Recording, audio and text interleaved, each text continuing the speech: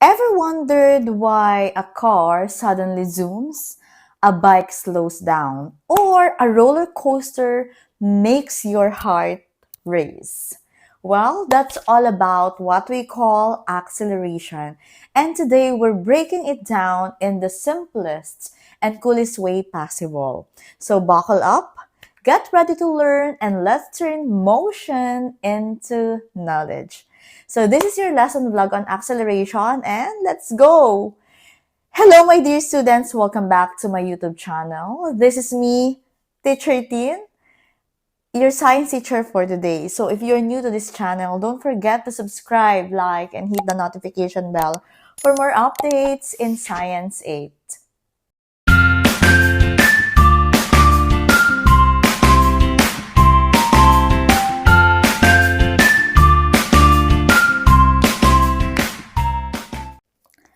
Grabe, no? Sobrang bilis ng panahon kasi nasa fourth quarter na tayo ng school year na ito. O, di ba? Ilang topics na lang and mag-move na naman kayo to the next level. So, huwag natin patagalin. So, in this vlog, we will talk about the quarter 4, module 1, week 1, and our lesson for today is all about acceleration. So, again, we're talking about the acceleration, how objects change their speed and direction. From walking, paglalakad lang, to racing, everything around us accelerates. Now, let's talk about the learning competencies of this topic. Learning competency 1, the learners identify that forces cause objects to accelerate, and that acceleration of an object is its rate of change of velocity. There are 3 lesson objectives in this topic. First is to recognize and name the forces that lead to the acceleration of objects. Objective 2, define acceleration as the rate of change of an object's velocity. Objective 3, calculate acceleration based on a change in velocity over time. And for the learning competency 2, the learners observe and describe examples of accelerating objects at school and in the local community, including objects that show uniform circular motion. And for objective 1 of this competency 2, identify and describe examples of objects accelerating at school and community. And for 3, differentiate uniform and non-uniform acceleration. Now, I'm going to show you 2 pictures. This one and this one. Alright, so between this picture, so what do you observe? A bunch of people riding on a jeepney and yes, okay, it's a motorcycle na may isa lang na pasahero. So what do you observe in picture A and picture B? Or let's say, for example, a bunch of jeepney and let's compare it to a Carabao. Okay, in this first picture, you can think that which one is moving faster? Of course, it's the motorcycle. Kasi, bakit niyo nasabi na yung motorcycle? Kasi mas magaan, mas iisa lang yung pasahero, compared dun sa jeep na talagang punong-puno, parang overloaded, ano. And dito naman sa ikalawang picture na pinagko-compare natin, isang jeep na punong-puno ng pasahero, at isa namang, kalabaw. Pwedeng isipin natin na, ay, siguro mas mabilis yung jeep dahil may makina, compare sa Carabao na mabagal tumakbo. Pero, based on their weight, their mass, sabi nga ninyo, mas mabigat yung jeep na punong-puno ng tao compared dun sa Carabao na iisa lang ang humahatak. Yan. So, mas mabilis pa rin yung Carabao. Okay, based on that picture, what do you think is the concept behind this?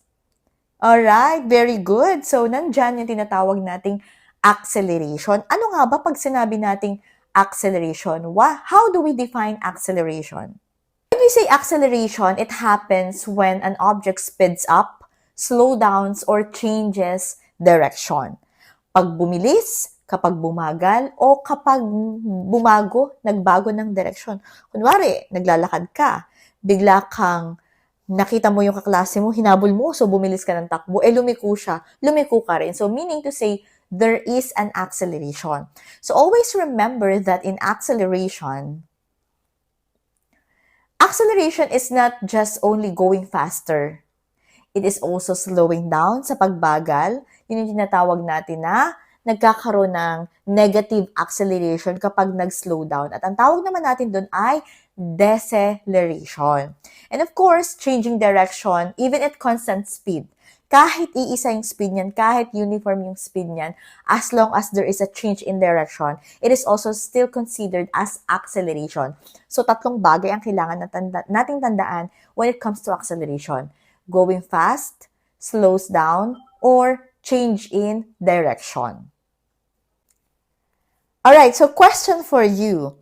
So, syempre, siguro naman lahat kayo nagta-travel from school to your home or from home to school.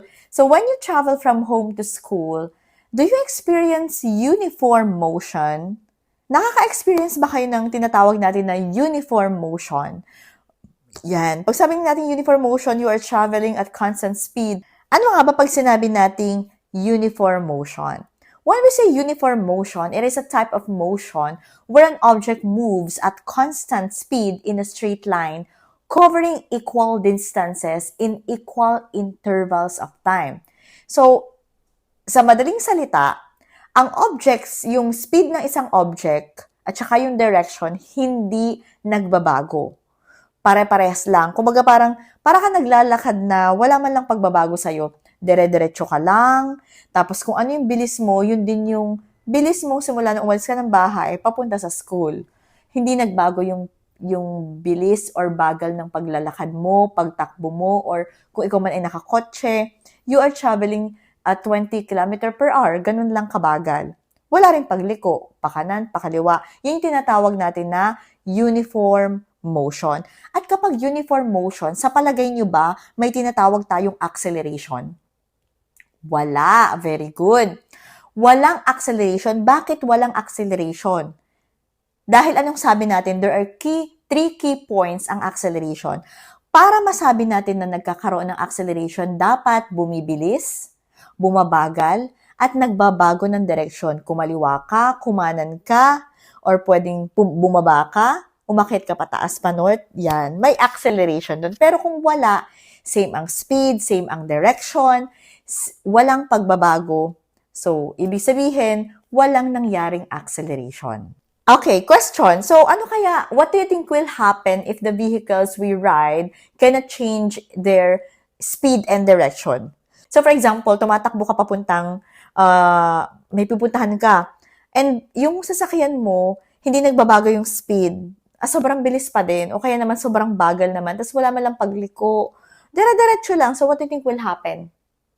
Okay, very good. So, if vehicles could not change their speed or direction, accidents would increase. Accidents would happen. And chaos would increase. Imagine nyo, yung ang bilis-bilis ng takbo mo, tapos may babanggain ka meron ka ng motor sa unahan mo or may sasakyan pa, tapos walang pagbabago, kung ganun pa rin kabilis, pwede kang bumangga dun sa nasa unahan mo. So, it would make navigating roads. So, it would make navigating roads, stopping, and responding to emergencies impossible, compromising safety and practicality. So, kinakailangan talaga na nagkakaroon ng pagbabago sa speed, sa direction, ayan. Hindi pwedeng basta ganun-ganun lang. Kasi, syempre, kailangan talaga, kaya yun ang kahalagahan ng merong acceleration, na may pagbabago sa speed, sa direction, at saka sa pag-slow down or pagbilis. And aside from safety, can you think of another purpose of changing speed, direction, or both? Ano ba ang dahilan kung bakit nagkakaroon tayo ng change ng speed, change ng direction? Okay, very good. Siyempre, changing speed and direction enhances the thrill and enjoyment of rides in an amusement park. So, let's say, for example, the roller coaster. Di ba? Nakapagbigay siya ng thrill. Yung, alam mo, yung mabagal muna, tapos biglang bibilis. So, di ba, parang exciting yung mga part na ganun. So, yun naman yung kagandahan ng may pagbabago sa speed and sa direction ng ating mga sinasakyan. I will give you example and I want you to identify whether there is acceleration or no acceleration at all. First example, a car speeding up after the traffic light turns green. Okay, very good. There is acceleration.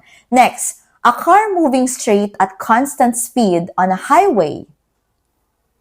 Very good. There is no acceleration. An elevator moving upward at steady speed.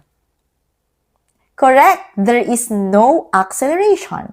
A bicycle slowing down when the brakes are applied. There is acceleration. Correct. A jeepney turning a corner even at the same speed. Yan. There is acceleration dahil nagbago siya. Turning in a corner, so lumiko. So, may acceleration kasi nagbago ng direction. A train traveling straight with the same speed. Same speed. No change at all. There is no acceleration. A ball falling freely toward the ground. Pabagsak. Okay, very good. There is acceleration. A conveyor belt moving at constant speed. Ayun naman tayo sa constant. Basta may constant, there is no acceleration. A roller coaster starting to move faster downhill. Correct, there is acceleration. And a person walking straight at the same pace. Walang pagbabago. There is no acceleration. Ang galing nyo naman. Ano naman ang pagbabago ng acceleration sa deceleration? Parang nabanggit ko na sa inyo kanina yan. There is a difference between acceleration and deceleration. First, acceleration. Pag nagkaroon ng pagbabago sa speed, nag-increase, yung direction nagbago, acceleration yon. Pero kapag ang speed ay pababa, pabagal, ibig sabihin nag-slow down, yun po ay deceleration, nag-decelerate, nagbago, bumagal. Pag bumilis, accelerate. Pag bumagal, deceleration. So sa acceleration, object moves faster over time. Mas mabilis siya. Okay? Habang tumatagal, mas bumibilis. Pero sa deceleration, object moves slower over time. And acceleration, it can be positive or negative. It depends on the direction. So kapag papunta sa right side, that's acceleration. That's positive acceleration. Okay? Pero pag negative acceleration naman, papunta siya sa side ng left. Okay? And sa deceleration, it's a type of negative acceleration. So, ang acceleration occurs when an object speeds up or turns. Sa deceleration, occurs when an object slows down or stops. So, basta ang bottom point dito, ang deceleration laging pabagal at ang acceleration laging pabilis. Okay? So, example natin, yung car na nag-speed from rest, from nakatigil, bumilis, acceleration. Pero kapag yung car nag-brake sa stoplight, that's deceleration kasi bumagal yung speed niya. Alright, class. So, dito lang muna matatapos ang ating topic about acceleration. In our next vlog, we will be discussing the formula that we need. Paano ba mag-derive ng mga formula gamit ang acceleration formula? So stay tuned on this channel because in our next vlog, I'll be showing you different examples of problem kung paano natin computein ang acceleration gamit ang velocity and time. So I hope you learned something from this video. Kung may bago ka pang gustong matutunan, just leave your comment below at ating kokomentan yan, pupusuan, and I'll try my best para makapag-vlog tayo ng lesson tungkol ngayong quarter 4. So asahan nyo na sana talaga magsunod-sunod na ulit yung lesson vlog natin. Sorry kung masyado akong busy nung nakaraan. Pero susubukan natin ituloy-tuloy na ulit ang vlog na ito tungkol sa Science 8. So once again, this is me, Teacher T, your science teacher for today. If you're new to this channel, please don't forget to subscribe, like, and hit the notification bell for more updates in Science 8. Bye!